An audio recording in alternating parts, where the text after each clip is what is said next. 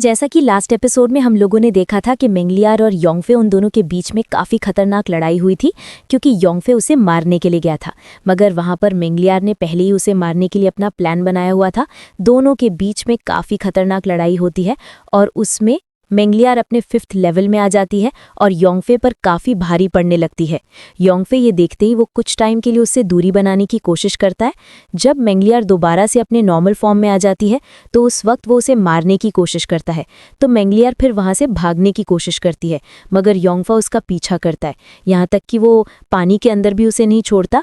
मगर मेंगलियार वो उसे बहुत ही ज़ोर से काटती है, पर योंगफा उसे कुतेजा देते हुए उसे भी ज़ोर से काटकर उसे भी दिन में तारे दिखा देता है, मगर वो उसे मार पाता है। इससे पहले ही वहां पर प्रिंसेस चुनिया और डोंगफेंग पहुंच जाते हैं। उन्हें देखते ही योंगफाई अपना इरादा बदल देता है, मगर वो साथ में मेंगलियार की ईविल स्पिरिट पावर को दोबारा से सील कर देता है ताकि वो दोबारा से 5th ग्रेड में ना जा सके। और फिर अगले सीन में हमें दिखाया जाता है कि योंगफाई वो अपने घर में बहुत ही मज़े से सो रहा होता है। जब सुबह होती है तो अचानक से वहाँ पर चर्शिची आ जाती है और वो योंगफाई को उठाने के लिए आई थी। योंगफाई जैसे ही पलटता है तो चर्शिची वो उसके नाक पर उंगली मारकर उसे उठाती है, तो योंगफाई उसे देखकर दोबारा सोने की कोशिश करता है, मगर चर्शिची कहती है कि चलो लेजी ब्रदर, उठ भी जाओ, ज़रा देखो तो सही सूरज कितना ऊपर चढ़ चुका है और तुम अब भी तक सो रहे हो। मैं जानना चाहती हूँ आखिर तुमने सिस्टर मेंगलियार के साथ मिलकर उन बैड गाइज को किस तरह हराया। सुनने में आया है कि कल रात आपने मेंगलियार की जान बचाई है, क्या ये वाकई में हुआ है? तो योंगफाई कहता है कि अब इसे क्या बताऊं। वो चर्शी से कहता है कि हाँ, यूं ही समझो कि मैंने उसकी जान बचाई है। मगर उसे वहां पर मेंगलियार की स्वॉर्ड दिखाई देती है, जिस पर वो काफ़ी खुश होती है और कहती है कि ये स्वॉर्ड कितनी शानदार है, मगर ये सिस्टर मेंगलियार की स्वॉर्ड है, ये यहाँ पर क्या कर रही है? तो योंगफाई कहता है कि अगर चर्शिची को सिस्टर मेंगलियार बहुत ज़्यादा पसंद है तो फिर वो उसकी स्वॉर्ड को रख सकती है, क्योंकि ये स्वॉर्ड मुझे मेंगलियार ने गिफ्ट पे दी है और मैं ये स्वॉर्ड तुम्हें दे रहा हूँ। ये सुनते ही चर्शिची तो खुशी से पागल हो जाती है और कहती है कि ब्रदर, तुम सच में लाजवाब हो। मगर वो उसके साथ खेलना शुरू करती है तो योंगफाई कहता है कि ज़रा संभल कर उस स्वॉर्ड को अपनी तरफ मत मोड़ना। ये कहने के बाद वो जैसे ही बाहर जाता है तो वो देखता है कि चर्शिची वो उस स्वॉर्ड के साथ प्रैक्टिस कर रही है और उसके स्किल्स भी काफ़ी इंप्रूव हो चुके हैं, वो स्वॉर्ड को यूज़ करना सीख चुकी है। ये देखकर योंगफाई काफ़ी सरप्राइज होता है और कहता है कि इसे सिर्फ कुछ ही दिन हुए, ये डीस के साथ प्रैक्टिस करते हुए इतना इंप्रूव कर चुकी है। मगर चर्शिची वो कहती है कि ब्रदर, मैं जानती हूँ कि आप दोबारा से एडवेंचर के लिए बाहर जाने वाले हैं, मगर आप बेफिक्र हो जाएं, मैं अभी भी एकेडमी में ही रहूँगी और आपको बिल्कुल भी डिस्टर्ब नहीं करूँगी। मैं ज़्यादा से ज़्यादा मेहनत करूँगी ताकि मैं अपने स्किल्स को जल्द से जल्द इम्प्रूव करूँ और कभी भी आप किसी मुसीबत में हो तो फिर मैं आपकी मदद कर सकूँ। तो योंगफाई कहता है कि तुम तो सच में काफ़ी अच्छी लड़की हो, मैं तुमसे वादा करता हूँ कि मैं तुमसे मिलने के लिए यहाँ पर बार बार आता रहूँगा। मगर वो यूएन लॉन्ग ड्रैगन के बारे में कहता है कि ये कहाँ चला गया। अचानक से उसे आवाज़ सुनाई देती है। कोई शख्स कहता है कि हमारे ट्रेजर पवेलियन में कुछ हुआ है, वहाँ पर काफ़ी ज़्यादा तोड़फोड़ हुई है। और यहाँ पर डीन जेंग वो अपने डिसाइपल्स के साथ उस ट्रेजर पवेलियन में आता है तो वो देखता है कि ट्रेजर पवेलियन तो पूरी तरह से बर्बाद हो चुका है। वहाँ पर बहुत सारे नेचुरल हर्ब्स और बहुत सारे ट्रेजर्स गायब हैं, हर एक चीज़ यहाँ वहाँ बिखरी पड़ी है। ऐसा लग रहा था कि जैसे वहाँ पर किसी ने लूट मार की है और हर चीज़ को यहाँ वहाँ फेंक कर अपने काम की चीज़ें ले गया है। और यहाँ पर अचानक से डीन जेंग का पैर किसी चीज़ पर पड़ता है तो वहाँ पर किसी की आवाज़ सुनाई देती है। वो कहता है कि कौन हो तुम, मेरे ऊपर से अपना पैर हटाओ। उसके बाद फिर हम देखते हैं कि वहाँ पर एक ड्रैगन टेल होती है। डीन जेंग जब ये देखता है तो वो फौरन से उस ड्रैगन के ऊपर से उस बास्केट को हटाता है तो उसे नज़र आता है कि वहाँ पर योंगफाई का वो डिवाइन ड्रैगन है। उस ड्रैगन का पेट काफ़ी ज़्यादा फूला हुआ होता है। इस पर डीन जेंग समझ जाता है कि ज़रूर ये हरकत इसी ने की है। मगर युनलॉन्ग कहता है कि ओ, तो ये तुम हो ओल्ड मैन, ज़रा अपने ग्रैंडपा की हेल्प करो और मुझे खड़ा करने में मदद करो। मेरे अंदर काफ़ी ज़्यादा एनर्जी भर गई है और ऐसा लग रहा है कि जैसे मेरा पेट एनर्जी से फट जाएगा। मगर यहाँ पर डीन जेंग कहता है कि हमारा वो गोल्डन पर्पल पर्ल कहाँ गया? तो एक डिसाइपल कहता है कि हमारे पास सिर्फ एक ही पर्पल पर्ल बचा है जो कि अपने कोर के साथ मौजूद है, बाकी जितने भी पर्ल हैं उनमें से किसी का भी कोर बाकी नहीं रहा। और वहाँ पर फिर डोंगफेंग कहती है कि तुमने हमारे गोल्डन लीफ जनोरमा का क्या किया? युनलॉन्ग एक हरा पत्ता बाहर निकालता है और कहता है ये पत्ते काफ़ी ज़्यादा कड़वे थे तो इसीलिए मैंने इनमें से एक पत्ता तुम्हारे लिए छोड़ दिया है। ये सुनकर डीन जेंग काफ़ी ज़्यादा गुस्से में आता है और वो कहता है कि हमारे 9th ग्रेड के इमॉर्टल लोटस का क्या हुआ? इतना कहने के बाद एक डिसाइपल वहाँ से एक छोटा सा बॉक्स लेकर आता है जिसे देखकर डोंगफेंग काफ़ी ज़्यादा डर जाती है। और युनलॉन्ग कहता है कि चलो ओल्ड मैन, अब इतनी भी कंजूसी मत करो, मैंने बस यहाँ पर थोड़ा सा नाश्ता ही तो किया है ताकि मैं अपने यूनलॉन्ग फॉर्म को अचीव कर सकूं। एक बार मैं अपने नॉर्मल फॉर्म में आ जाऊं, उसके बाद मैं तुम्हारे लिए कुछ और ऐसे ट्रेजर्स इकट्ठे कर लूंगा। मगर डीन ज़ेंग कहता है कि आखिर तुम कहाँ से ज़मीन खोद कर ये ट्रेजर्स निकालोगे। वो चिल्लाते हुए कहता है कि इसे फ़ौरन से मेरी कोल्ड रोन के अंदर बंद करो। मैं इसे रिफाइन करके इसे रिवाइंड क्रैकर के अंदर ट्रांसफॉर्म करूंगा। जिसके बाद हमें यूनलॉन्ग के चिल्लाने की आवाज़ें सुनाई देती हैं। वो कहता है कि अरे ये तो बहुत गर्म है, मुझे इस कोल्ड रोन से बाहर निकालो। तुम लोगों की हिम्मत कैसे हुई मुझे तकलीफ पहुंचाने की? मैं एक डिवाइन ड्रैगन हूँ। और हमें दिखाया जाता है वहाँ पर मैंगलियार वो अपने आप को हील करने के लिए कल्टिवेशन कंटिन्यू रखे हुए होती है, मगर यूनलॉन्ग के चिल्लाने की आवाज़ उसे अपने रूम तक सुनाई दे रही होती है, जिसकी वजह से वो काफ़ी ज़्यादा डिस्टर्ब हो रही थी। डीन ज़ेंग वो उस ड्रैगन पर चिल्लाते हुए कह रहा होता है कि तुम एक ईवल ड्रैगन हो, मैंने आज तक तुम्हारे जैसा ईवल ड्रैगन नहीं देखा। उन लोगों की चीखने चिल्लाने की आवाज़ की वजह से मैंगलियार काफ़ी डिस्टर्ब होती है और फ़ौरन से अपनी कल्टिवेशन रोक देती है और कहती है कि योंगफाई, ये ज़रूर तुम्हारी हरकत है। तुमने मेरी कल्टिवेशन को रोकने के लिए क्या कुछ नहीं किया। पहले तुमने मुझे जख्मी कर दिया और अब तुम मुझे हीलिंग प्रोसेस में भी ब्लॉक कर रहे हो। इतना कहने के बाद अचानक से वहां पर 3 लेटर्स आते हैं और वो तीनों के तीनों लेटर्स फौरन से मैंगलियार के सामने आकर रुक जाते हैं, जिस पर मैंगलियार कहती है कि ये तो टेंटाइस सेक्ट के लेटर्स हैं। वो फौरन से उनमें से एक लेटर को खोलती है तो उस लेटर को देखकर वो उसे फौरन से रीड करती है। वहां पर उसकी मास्टर की उसे आवाज़ सुनाई देती है। वो कहती है कि उम्मीद है कि तुम्हारी ट्रेनिंग कंप्लीट हो गई होगी, तुम्हें गए हुए काफ़ी लंबा टाइम हो चुका है, मगर तुम्हें हुंटियान डाओ के बारे में अच्छी तरह से मालूम होना चाहिए कि वो तुम्हें मारने के पीछे पड़ा है और हमें पता चला है कि हुंटियान डाओ के अंदर एक ईविलनेस आ चुकी है। ये सुनकर मैंगलियार कहती है कि आखिर ये सब कुछ इस टाइम पे क्यों हुआ है, मगर फिर वो खुद ही कहती है कि 6 पाथ ऑफ इविलनेस और 5 सेक्रेड लैंड्स एंशिएंट टाइम से ही एक दूसरे के साथ मर्ज हो चुके हैं, जिसकी वजह से एंशिएंट टाइम से इन दोनों के बीच में लड़ाइयाँ चलती आ रही हैं और यहाँ पर हमेशा से इनके बीच में अपने डिसेंडेंट्स को लेकर हमेशा कंपटीशन चलता रहता है। और इस मर्तबा लिंग फैमिली के पास डिस्ट्रक्शन ऑफ पाथ का एक डिसेंडेंट है, होंटियान। वो बहुत जल्द कोई ना कोई हरकत करने वाला होगा।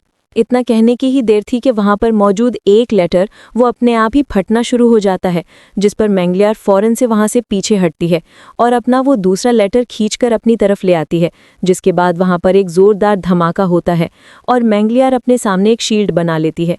मगर मैंगलियार को किसी के हंसने की आवाज़ सुनाई देती है। वो मैंगलियार से कहता है कि बहुत बहुत मुबारक हो, मुझे पता चला है कि तुम टेंटाइस सेक्ट से बिलोंग करती हो। मुझे वाकई जानकर हैरानी हुई है, तुम तो काफ़ी फेमस हो गई हो।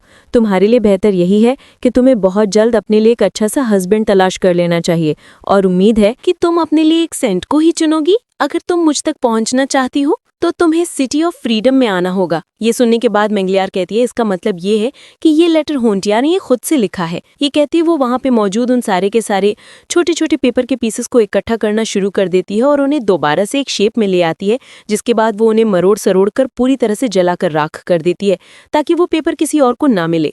वो कहती है अच्छा तो होंदियान वो मुझे जानबूझकर लड़ाई के लिए उकसा रहा है, अगर वो खुद ही ऐसा चाहता है तो फिर मैं भी चुप करके बैठी नहीं रहूंगी। सारा मसला सिर्फ और सिर्फ उस यंग फैन की वजह से हो रहा है। उसने मेरा एक रियल्म डाउनग्रेड कर दिया है, जिसकी वजह से मुझे काफी ज्यादा मेंटल प्रॉब्लम हो रही है। मगर उसकी एविल स्पिरिट उससे कहती है कि इस दुनिया में हर एक चीज क्लाउड्स और स्मोक की तरह है, तुम्हें एक चीज पर डिपेंडेंट नहीं रहना चाहिए। अब कुछ नया ट्राई करना होगा। अब वक्त आ गया है कि तुम्हें अपने दिल में मौजूद हेट्रेड को लोगों के सामने लाना। वो लोग तुम्हारे साथ जिस तरह पेश आते हैं, अब तुम भी उन लोगों के साथ वैसे ही पेश आओ। मैंगलियार कहती है कि हुंटियान वो एक डिस्ट्रैक्शन पाथ का डिसेंडेंट बनकर अपीयर हुआ है और वो लिंग जीशु का बेटा भी है। मुझे लगता है वो यहाँ पर सिर्फ और सिर्फ मुझसे बदला लेने के लिए आया होगा। पता नहीं शाओलिन टेम्पल का कोई डिसेंडेंट अपीयर हुआ भी है या नहीं। उनके पास भी कोई ना कोई सक्सेसर जरूर होना चाहिए। मुझे आज सच में उन लोगों की मदद चाहिए। ये कहने के बाद वो देखती है कि वो 3rd लेटर चूयू का लेटर है। वो उसे जैसे ही खुलती है तो वो काफी खुश होती है और उसी के साथ ये सीन यहीं कट हो जाता है। अगले सीन में हमें दोबारा से योंगफे को दिखाया जाता है। वो श्रेन एकेडमी को छोड़कर अपनी नई जर्नी पर जाने वाला था और उसके लिए वो डीन से इजाजत लेने के लिए आता है और उन लोगों से कहता है कि मुझे अपने कल्टीवेशन को लेकर कुछ डाउट्स हैं और मुझे लगता है कि शायद मेरा 4th लेवल वो मेरे बाकी के साथियों के बराबर के लेवल का नहीं है। मुझे इसे और भी ज़्यादा अच्छे लेवल पर ले जाना होगा और इसे ज़्यादा से ज़्यादा इम्प्रूव करना है। तो मुझे यहाँ से काफ़ी दूर जाकर अच्छी तरह से रिसोर्सेज तलाश करने होंगे और अपनी कल्टीवेशन को इम्प्रूव करना होगा ताकि आने वाले वक्त में किसी भी मुश्किल सिचुएशन में मैं अपनी और अपने दोस्तों की मदद कर सकूँ। हो सकता है कि शायद मुझे वापस आने में कुछ ज़्यादा टाइम टाइम लग जाए। ये कहने के बाद डीन ज़ेंग अपनी एनर्जी के जरिए वहां पर एक पोर्टल क्रिएट करता है और उस पोर्टल के अंदर से एक फर्नेस बाहर निकल आता है और उस फर्नेस का ढक्कन जब खुलता है तो उसके अंदर से फेनड्रोंग लॉन्ग बाहर निकल आता है।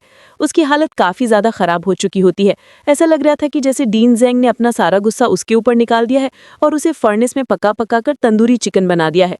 जोंगफे उसकी हालत देखता है तो वो समझ जाता है कि इस बेवकूफ ने कोई हरकत की है, मगर वो उन डीन ज़ेंग से कहता है कि आप ये बॉटल रख लीजिए, इसके अंदर मेरे कुछ ब्लड ड्रॉप्स हैं। उम्मीद है कि इस युआन लॉन्ग की हरकत की वजह से आप लोग ज्यादा गुस्सा नहीं हुए होंगे और उसके नुकसान की भरपाई के लिए ये ब्लड काफी होगा। तो डीन उयानमिन कहता है कि तुम बेफिक्र हो जाओ, इस ड्रैगन को थोड़ा सा टाइम लगेगा, मगर इसने जितनी ज्यादा एनर्जी को एब्जॉर्ब किया है और जितने नेचुरल हर्ब्स खाए हैं वो बहुत जल्द अपना असर दिखाएंगे और ये ड्रैगन अब पहले के मुकाबले में ज़्यादा तेज़ी से इम्प्रूव करेगा। वो नेचुरल हर्ब इसे बहुत जल्दी हील भी कर देंगे और साथ में इसका चूल लॉन्ग फॉर्म भी इसे अचीव करने में हेल्प करेंगे। जिसके बाद योंगफाई को वहाँ पर मैग्लियर दिखाई देती है तो वो फ़ौरन से मैग्लियर की तरफ चला जाता है और उससे जाकर कहता है कि तुम पिछले 3 दिन से कल्टीवेशन करके अपने आप को रिकवर करने की कोशिश कर रही हो, बताओ तो सही कि तुमने खुद को कितना रिकवर कर लिया है। तो मैग्लियर कहती है तुम बेफिक्र हो जाओ, मैं बहुत जल्द ठीक हो जाऊंगी। तो योंगफाई कहता है ओह अच्छा, तो ऐसी बात है, मैं तुम्हारे लिए कुछ मेडिसिन लेकर आया था, उससे तुम अपनी बॉडी में मौजूद जख्मों को मिटा सकती हो, लगता है कि शायद तुम्हें मेरी मेडिसिन की अब कोई ज़रूरत नहीं। तो मैग्लियर कहती है कि मुझे मेरा सामान वापस चाहिए, जो कुछ तुमने मुझसे लिया है। तो योंगफाई कहता है कि तुम्हारा सामान, ओ हाँ मुझे अब याद आया, जब वो मुझे मिल जाएगा तो मैं तुम्हें दे दूंगा। ये बात मैग्लियर को काफ़ी गुस्सा दिलाती है, मगर वो डीन्स के सामने कुछ भी नहीं कर पाती और योंगफाई कहता है कि वो तुमने मुझे गिफ्ट पर दिए हैं तो मैं तुम्हें वो वापस नहीं करूंगा। मैग्लियर गुस्से में उस पर अटैक करना चाहती थी, मगर वो उसे बर्दाश्त करती है और कहती है कि अच्छा ठीक है, पर उम्मीद करती हूँ कि तुम बस ऐसे ही हंसती और मुस्कुराती रहोगी। उम्मीद करती हूँ जब मैं वापस आऊँगी तो तुम्हारी ये हंसी गायब नहीं होगी। ये कहकर वो जाने लगती है तो योंगफाई पीछे से कहता है कि फेरी, तुम्हारे लिए बेहतर यही है कि तुम कुछ दिन आराम करो और अपना ख्याल रखो और ज़्यादा टेंशन मत लिया करो। अगर मेरी बात मानो तो हाउचिंग रिवर में अकेले जाकर कभी नहा लिया करो। तो हाउचिंग रिवर का सुनते ही उसे याद आता है कि ये तो वही रिवर है जहाँ योंगफाई ने उसे बहुत ही जोर का काटा था।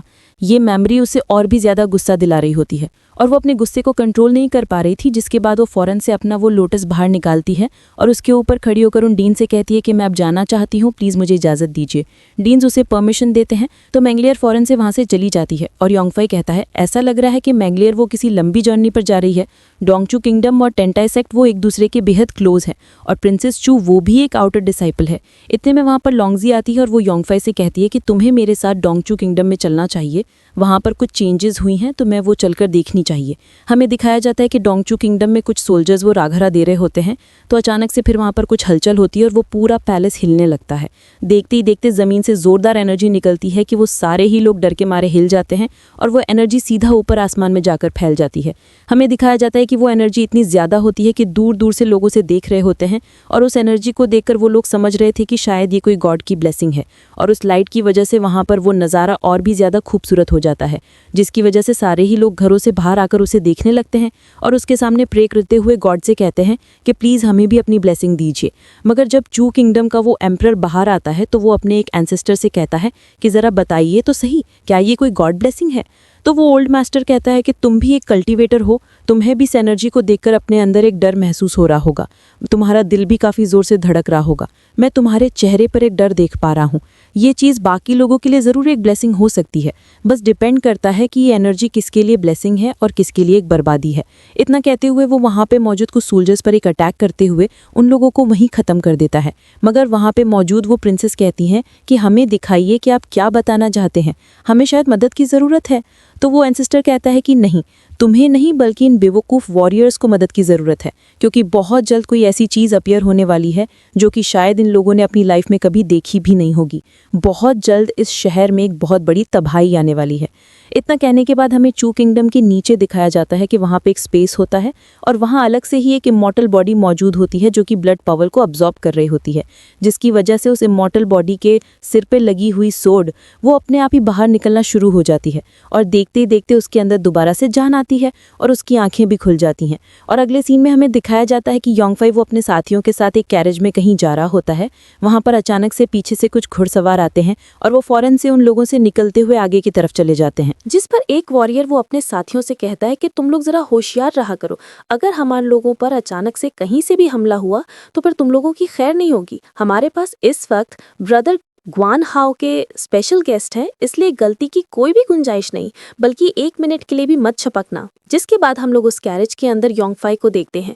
वो कहता है कि इतने ज़्यादा कल्टीवेटर्स वो कहीं जा रहे हैं, लगता है कि शायद कुछ हलचल हुई है। मगर डोंगजो किंगडम के अंडरग्राउंड डोंग में सिर्फ एक ही इमॉर्टल बॉडी है, कहीं वहाँ पर कोई और चीज़ तो अपीयर नहीं हुई?